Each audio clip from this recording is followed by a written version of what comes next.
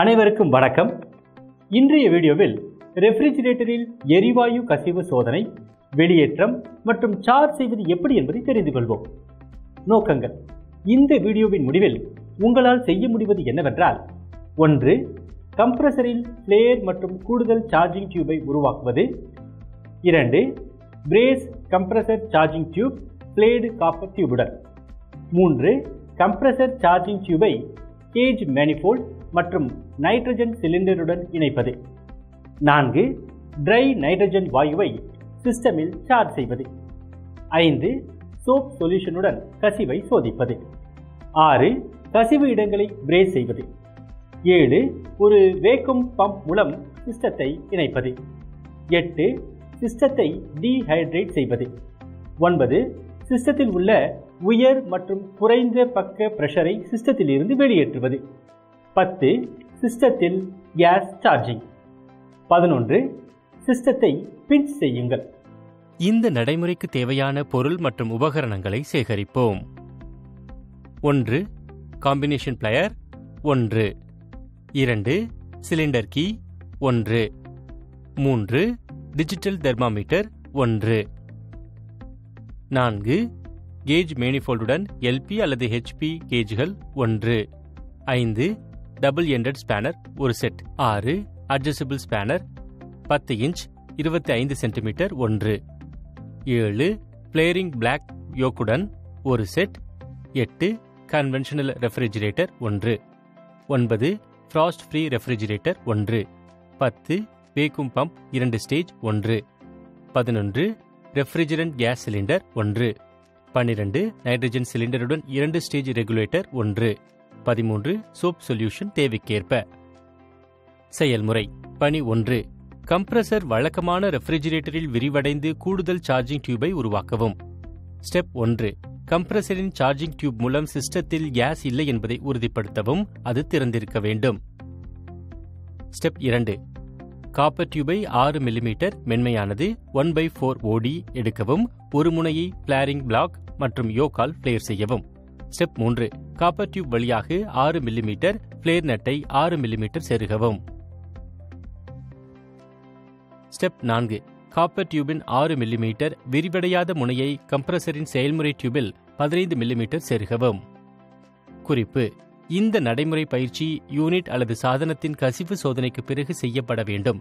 Unit அல்லது appliances ஏற்கனவே கசிவு சோதனை செய்யப்பட்டுள்ளதா என்பதை உறுதிப்படுத்தவும். Step 5.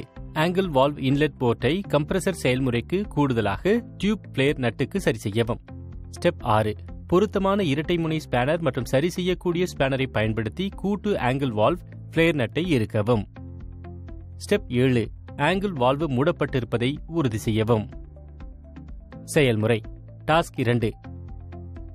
Brace compressor charging tube மற்றும் flared copper tube. Step 1. Gas welding brazing set எடுக்கவும். ஸ்டெப் 2. ஆக்சிஜன் சிலிண்டரின் வால்வை திறந்து அழுத்தத்தை கட்டுப்படுத்தவும். ஸ்டெப் 3. LPG சிலிண்டரின் வால்வை திறந்து அழுத்தத்தை கட்டுப்படுத்தவும். ஸ்டெப் 4.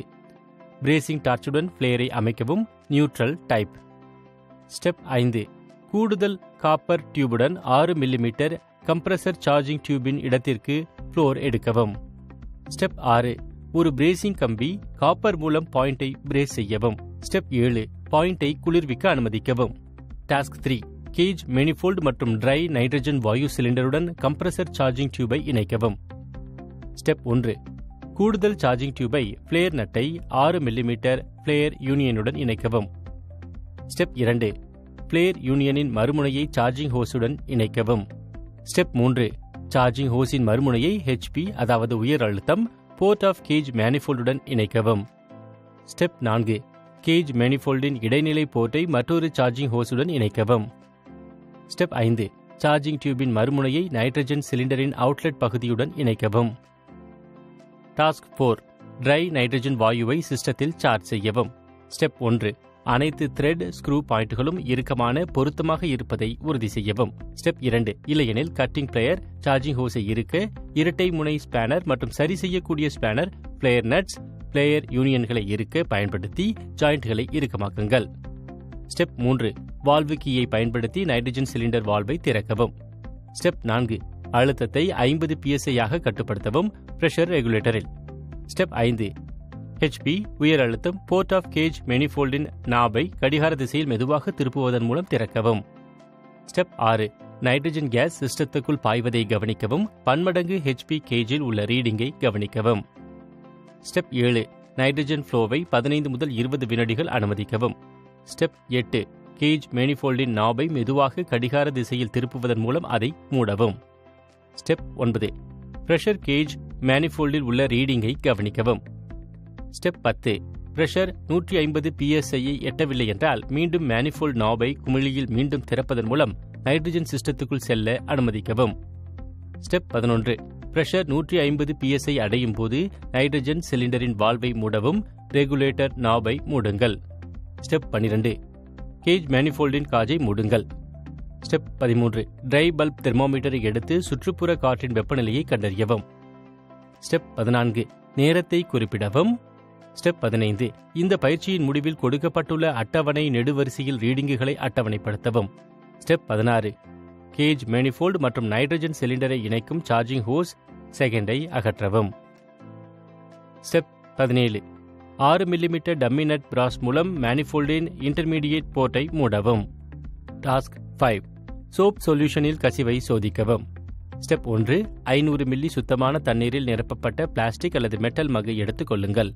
ஸ்டெப் 2. தண்ணீரில் 25 மில்லி சோப் சொல்யூஷனை சேர்க்கவும். ஸ்டெப் 3. இன்னும் நன்றாக கலந்து ஒரு பெயிண்ட் பிரஷ் மூலம் நுரை செய்யவும். ஸ்டெப் 4. நுரை போதுமானதாக இல்லை என்றால் கலவையில் இன்னும் கொஞ்சம் சோப் சொல்யூஷனை சேர்க்கவும். ஸ்டெப் 5. ஸ்பாஞ்சை சோப் சொல்யூஷன் கலவையில் ஊற வைக்கவும். ஸ்டெப் 6.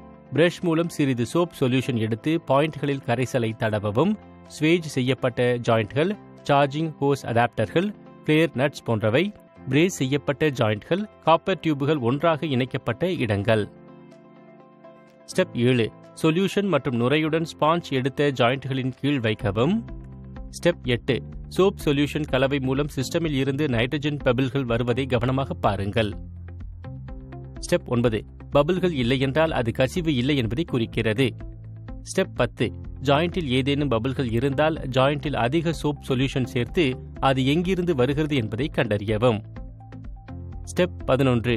ஸ்க்ரூ, த்ரெட் ஜாயிண்ட்களில் கசிவு ஏற்பட்டால் பிளேயர் நட்ஸ், சார்ஜிங் ஹோஸ் அடாப்டர்கள் அதை இறுக்கமாக பொருத்தி இருமுனை ஸ்பேனர் அல்லது சரி செய்யக்கூடிய ஸ்பேனர் அல்லது கட்டிங் பிளேயர் மூலம் கசிவை தடுக்கவும். ஸ்டெப் 12. பிரேஸ் செய்யப்பட்ட ஜாயிண்ட்களில் காப்பர் டியூப் கசிவு ஏற்பட்டால் கசிவை உறுதி செய்து பழுது பார்ப்பதை குறித்துக் கொள்ளவும். ஸ்டெப் 13. ஸ்க்ரூ, பிரேஸ் செய்யப்பட்ட ஜாயிண்ட்களில் கசிவு இல்லை என்றால் அடுத்த 24 மணி நேரத்திற்கு பிரஷரை அப்படியே வைத்திருக்க சிஸ்டமை விட்டுவிடுங்கள். ஸ்டெப் 14. 24 மணி நேரத்திற்கு பிறகு ரீடிங், அழுத்தம், சுற்றுப்புறம், வெப்பநிலை மற்றும் நேரம் ஆகியவற்றை குறிப்பிடவும். ஸ்டெப் 15. பிரஷரின் ரீடிங்கை முந்தைய நாட்களின் ரீடிங்குடன் ஒப்பிடுக. ஸ்டெப் 16. 2 ரீடிங்குகளுக்கு இடையில் எந்த வித்தியாசமும் இல்லை அல்லது 2 ரீடிங்குகளுக்கு இடையில் 5 முதல் 10 psi வேறுபாடு இருந்தால் சிஸ்டத்தில் கசிவு இல்லை. டாஸ்க் 6. கசிவு இடங்களை பிரேஸ் செய்யவும். ஸ்டெப் 1. பிரேஸ் செய்யப்பட்ட ஜாயிண்ட்களில் ஏதேனும் கசிவுகள் இருந்தால் ஸ்பாட்களை குறிக்கவும். ஸ்டெப் 2. சிஸ்டமில் இருந்து நைட்ரஜன் அழுத்தத்தை வெளியேற்றவும்.